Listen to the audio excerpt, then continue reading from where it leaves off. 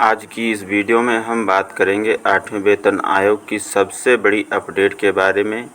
आखिर केंद्रीय कर्मचारियों की सैलरी कितनी बढ़ सकती है, फिटमेंट फैक्टर को लेकर क्या मांगें सामने आई हैं, एचआरए में क्या बदलाव हो सकता है और कर्मचारियों को कितना फ़ायदा मिलने की संभावना है।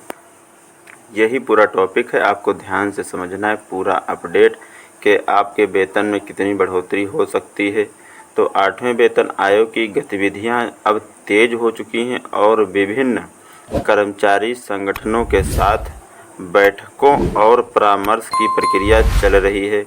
हाल ही में कर्मचारी संगठनों ने कई महत्वपूर्ण मांगें आयोग के सामने रखी है और सबसे पहले बात करते हैं फिटमेंट फैक्टर की। तो कर्मचारी संगठनों की ओर से 3.83 तक फिटमेंट फैक्टर की मांग रखी है। कुछ अन्य संगठनों ने 3.0 से 3.25 और उससे अधिक के अलग अलग प्रस्ताव भी दिए हैं।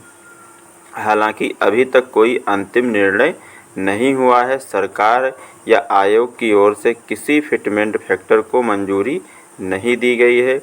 अगर फिटमेंट फैक्टर बढ़ता है तो कर्मचारियों की बेसिक सैलरी में बड़ा बदलाव देखने को मिल सकता है।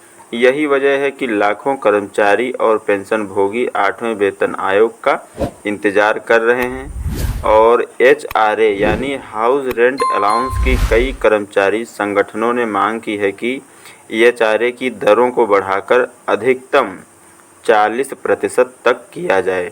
उनका कहना है कि बढ़ती महंगाई और मकानों के किरायों को देखते हुए, जो मकान हैं उनके किराए को देखते हुए एचआरए में संशोधन जरूरी है। अगर एक और महत्वपूर्ण चर्चा जो है वो न्यूनतम बेसिक वेतन को लेकर चल रही है। विभिन्न कर्मचारी संगठनों ने न्यूनतम बेसिक वेतन में बड़ी वृद्धि की मांग रखी है। कुछ प्रस्तावों में इसे 50,000 रुपये से ऊपर और कुछ में 69,000 रुपये तक ले जाने की मांग की गई है, लेकिन अभी यह केवल मांग है। अंतिम फैसला आयोग की सिफारिशों के बाद ही होगा। अब सबसे बड़ा सवाल यह है कि सैलरी कितनी बढ़ सकती है।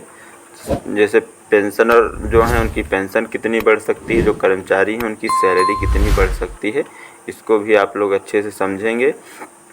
विशेषज्ञों और विभिन्न रिपोर्टों के अनुसार सैलरी वृद्धि का प्रतिशत अंतिम फिटमेंट फैक्टर पर निर्भर करेगा। कई रिपोर्टों में 20% से 50% तक की संभावित वृद्धि के अलग अलग अनुमान लगाए जा रहे हैं। हालांकि वास्तविक बढ़ोतरी आयोग की अंतिम सिफारिशों पर निर्भर करेगी। इसके अलावा पेंशन भोगियों को भी 8वें वेतन आयोग का लाभ मिलने की उम्मीद है।